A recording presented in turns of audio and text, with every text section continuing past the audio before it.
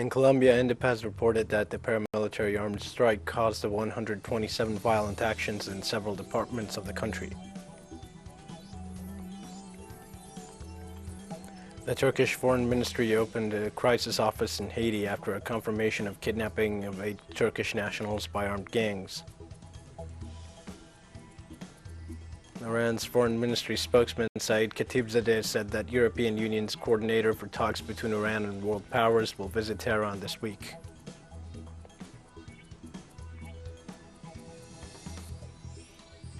Hi, this is From the South. I am your news anchor, Diego Martin, from the Telesur studios in Havana. We begin with the news. The Institute of Studies for Development and Peace in the past reported that the armed strike decreed by the paramilitary group Autodefensas Gaitanistas de Colombia caused 127 violent actions in several departments of the country. According to INDEPAZ, the armed strike took place in 10 departments and at least 73 municipalities were affected. The department with the most violent actions is Antioquia with 62 cases, as well as the department of Bolívar with 22, followed by Sucre, Magdalena, Santander, and Córdoba. In this context, social organizations denounced the absence of the security forces in the most affected municipalities and demanded concrete actions from the executive to stop these incidents.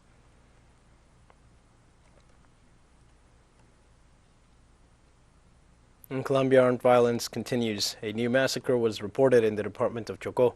It is the 38th so far this year. According to the Institute of Studies for Development and Peace in Paz, the bodies of 4 people who were kidnapped by an armed group at the beginning of May were found near the municipality of Novita. The victims were identified as Oner Alexander Bedoya Perez, Jairo Alonso Acevedo Zapata, Yalisa Martinez Mosquera, and Alexander Barrios Lopez, who worked as merchants. According to INDEPAZ, so far in 2022, 2 massacres were registered in the department of Chocó.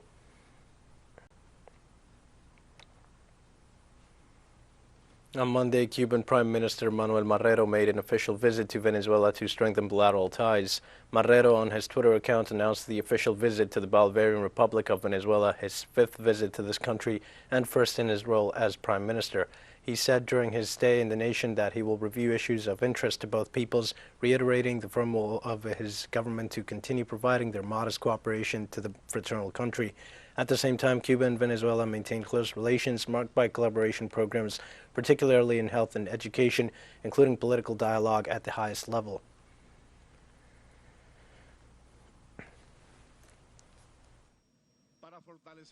We come to strengthen the ties of friendship between both countries. That friendship founded, strengthened by Commander Hugo Chávez Frías and Commander Fidel Castro Ruz, that led us to this day. We are also here to support the constitutional President Nicolás Maduro and the civic military union of the Venezuelan people.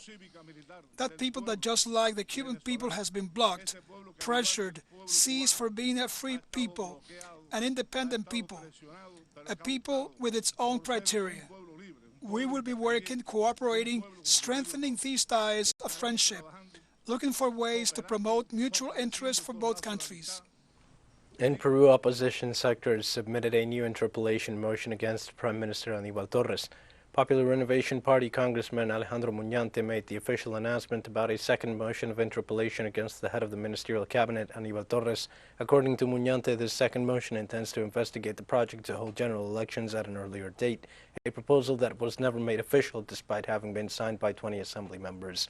Muñante also announced that they plan to investigate Torres for his handling of the COVID-19 pandemic, specifically the renewal of the state of exception for the disease, maintaining restrictive measures in the nation. Torres is expected to appear before Congress on Thursday to answer the accusations made against him.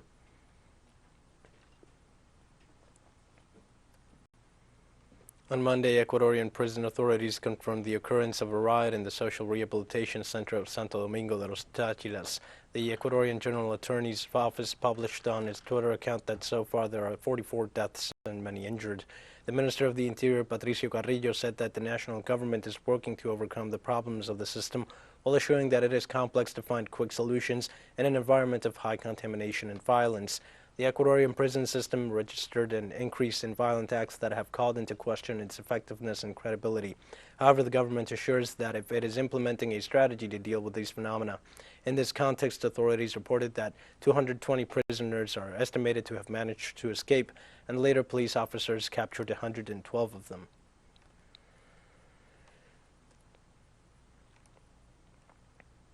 In Cuba, authorities continue the rescue work at the Saratoga Hotel. So far, 40 people have died in the accident. The head of the Cuban Fire Department, Luis Guzman, told national television that they are working nonstop to find as quickly as possible the people trapped in the rubble. He also explained that the search and rescue efforts are carried out with extreme care due to the amount of debris and the building's danger of collapse. Last Friday, the Saratoga Hotel experienced a strong explosion when a tanker truck with liquefied gas was serving its facilities, heavily damaging the first and second floors of the hotel and adjacent buildings. 94 people resulted injured. The province's hospitals provided immediate attention to the injured, while several health institutions received thousands of people who came to donate blood.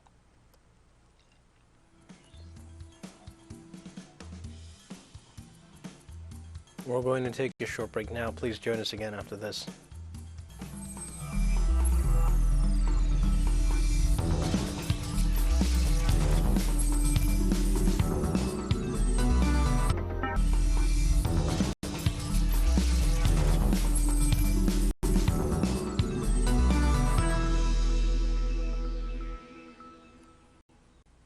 Hi, and welcome back to From the South. Violence in Haiti continues to rage on as gang warfare spreads south of Port-au-Prince, the country's capital. The wave of kidnappings also climbs. A bus carrying more than 15 people, 8 of them of Turkish nationality, was hijacked on Monday. Hughes Josué, Turkey's honorary consul in Haiti, explained that the armed group had boarded the bus in the Dominican Republic and moved it to the Croix de Bouquet neighborhood in the country's capital. The Turkish citizens are 5 men and 3 women. The diplomat said he did not know more details, but confirmed that the Turkish Foreign Minister Mevlut Cavusoglu ordered the immediate creation of a crisis office in Haiti to attend to the matter. After the time of certifying the order, the head of the Turkish diplomacy only referred that it is believed that the reasons for the kidnapping may have an economic motive, and assured that he had no information on the state of health of his nationals.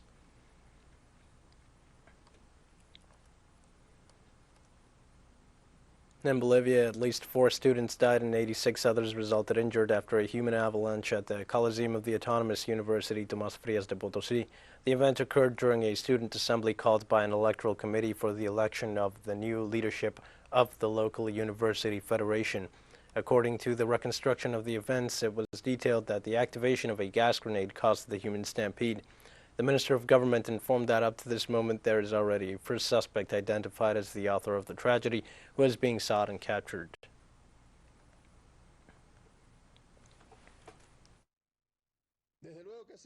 Of course, not only are we investigating the motive, the reasons for the use of these chemical agents, but we are also investigating the origin of these chemical agents. We already have the trained police talent to carry out a search in the place of the event. We are reviewing and taking the necessary actions to be able to identify the guilty persons of committing these acts. Mexican President Andrés Manuel López Obrador called for Latin American integration and said his recent tour through several Central American and Caribbean countries was positive. In his traditional morning press brief, the Mexican head of state underscored progress made in deepening ties with several countries in the region. The president insisted that he will be championing the idea that all Latin American countries should be attending the 9th Summit of the Americas to be held in June in the United States city of Los Angeles.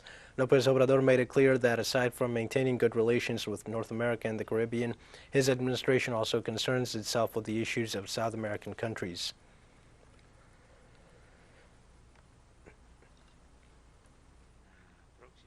We are proposing that at the next summit, to be held in Los Angeles, everyone should be invited, that no one should be excluded, that we can talk, accept our differences, but also reach agreements on everything that unites us and that can help us, that can benefit us, strengthen us as a region in the world. That is our position. Mexican President Andrés Manuel López Obrador also said that an agreement between Russia and Ukraine is important to help resolve the economic crisis. The most important thing would be to reach an agreement, a peace agreement between Russia and Ukraine. That would help us a lot, because that's what precipitated the economic crisis. So the United Nations has to keep insisting in the dialogue, in the agreement. Also, it is not just the market. The saddest thing is the loss of lives due to the war.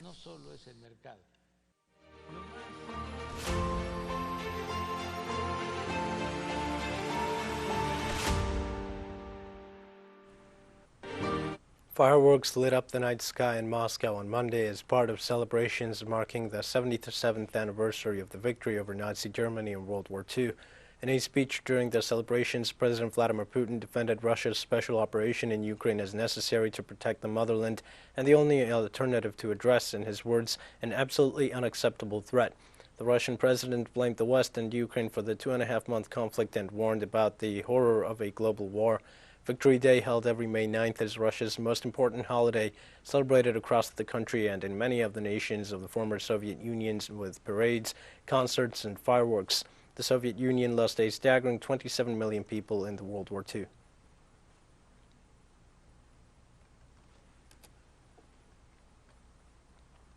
Mariupol residents celebrate May 9th, the anniversary of the surrender of Nazi Germany to the Soviet Army in 1945. Our special envoy Alejandro Kirk with the details.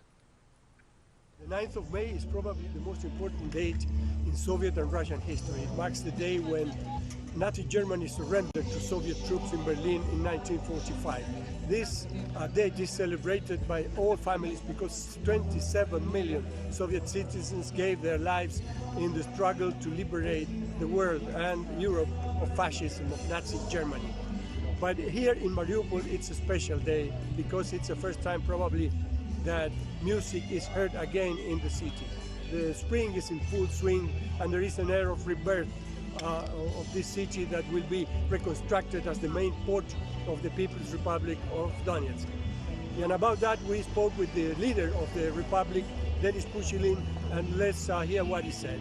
For Mariupol, it is especially significant because for 8 years the city of Mariupol was practically under the occupation of the Ukrainian neo-Nazi regime. Why do I say neo-Nazi, and I am not exaggerating at all? Because we are about to see with our own eyes how they made fun of people in Mariupol, how they use women, children, the elderly as human shields. We are collecting all the evidence, and the Prosecutor General's Office of the Donetsk People's Republic and the Investigation Committee of the Russian Federation are working on these crimes against civilians. And a normal people's hair stands on end because of those crimes, those abuses, the rapes that Azov and other neo-Nazi battalions which were based directly in Mariupol perpetrated. And all this was happening to the civilian population. That's why today the people so warmly welcomed us in this still devastated city. That is, people who still need additional food. They're not still 100% fully provided. There's not enough water yet. No electricity, but nevertheless people came and celebrated and thanked our soldiers for liberating the city. That's why I'm here today as head of the Republic, and that's why the deputies of the Russian State Duma who are from this city are here. And that's it. Greetings from the monument to the heroes of the Great Patriotic War in Mariupol. Rice farming returns to Crimea after 8 years with the opening of a canal that provides an essential water source. Ukraine had stopped the canal's water flow when Crimea became part of Russia as a result of a popular referendum in 2014, forcing farmers in that region to switch to other crops for 8 years and to rely on government subsidies to survive. Russian troops unblocked the canal earlier this year after they took control over the area near the city of Kherson in the context of its special military operation in Ukraine. 6 companies have already expressed interest in planting rice in Crimea, aiming to cover about 632 hectares, which the ministry hopes will increase in the following years. Crimean rice, apart from being a highly profitable crop, is believed to be also of high quality.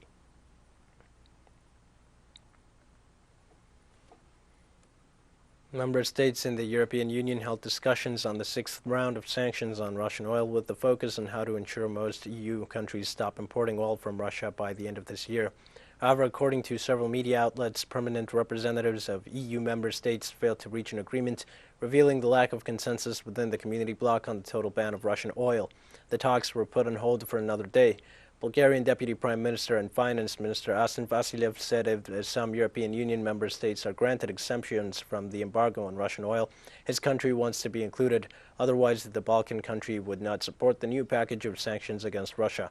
Some Hungarian officials expressed their opposition to the planned sanctions 1 week ago, which they believe would undermine Hungary's energy security.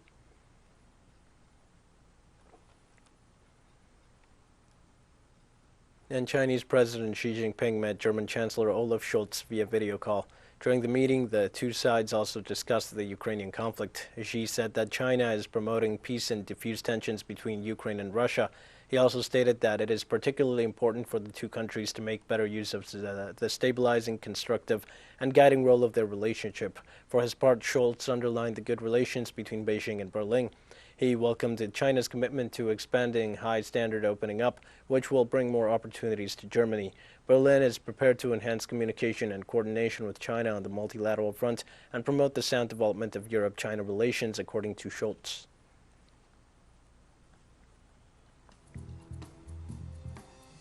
We have more news coming up after a final short break. Please stay with us.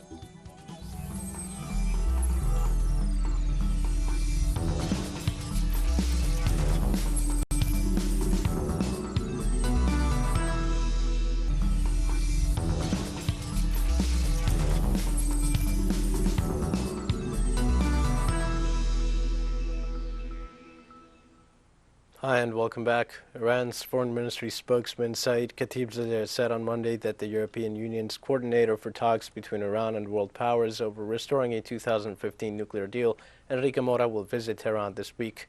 The 2015 deal gave Iran sanctions relief in exchange for curbs on its nuclear program to guarantee that it could not develop a nuclear weapon. The deal had been agreed between Iran and the 5 permanent United Nations Security Council members and Germany. The United States unilaterally withdrew from the agreement in 2018 under then-President Donald Trump and reimposed binding economic sanctions on Iran. Mora is expected to arrive in Iran's capital on Tuesday.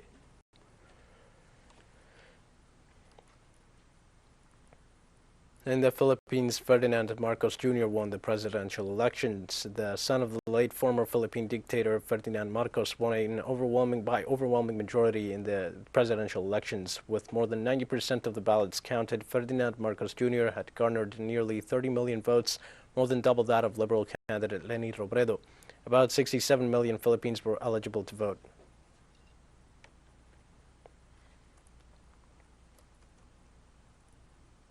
Sri Lankan Prime Minister Mahinda Rajapaksa resigned on Monday after dozens of people were hospitalized when his supporters armed with sticks and clubs attacked protesters.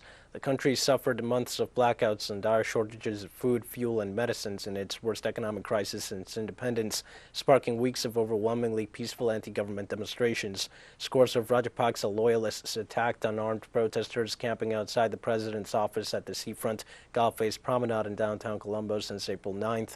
Police fired tear gas and water cannons and declared an immediate curfew in Colombo, which was later widened to include the entire South Asian island nation of 22 million people. The resignation of the Prime Minister automatically means that the cabinet stands dissolved.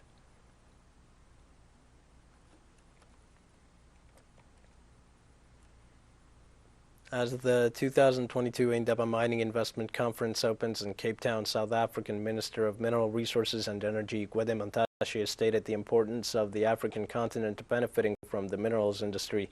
Also, Zambian President Hakainde Hichilema said politicians must drive the industry forward. The mineral from the pit to the port, and somebody else has value. Let's invest in beneficiating our mineral. Beneficiation will mean we're fully taking ownership of the value chain of our minerals across the sphere.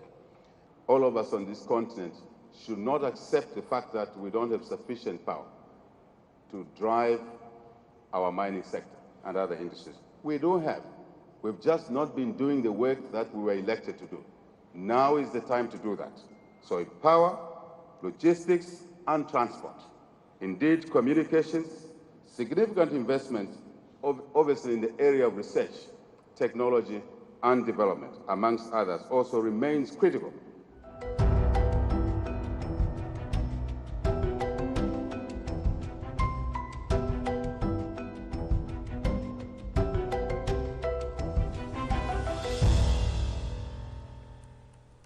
Drought impacts in Africa and on its population, and COP15 opens in Ivory Coast's economic capital, Abidjan. The 15th session of the Conference of the Parties of the United Nations Convention to Combat Desertification takes place from May 9th to 20th. The COP15 theme, Land, Life, Legacy from Scarcity to Prosperity, is a call to action to ensure land, the lifeline on this planet, continues to benefit present and future generations. It will be attended by several heads of state. It aims to take concrete action against rapid land degradation and its harmful consequences for biodiversity and populations, at a time when the United Nations estimates that 40% of the world's land is degraded.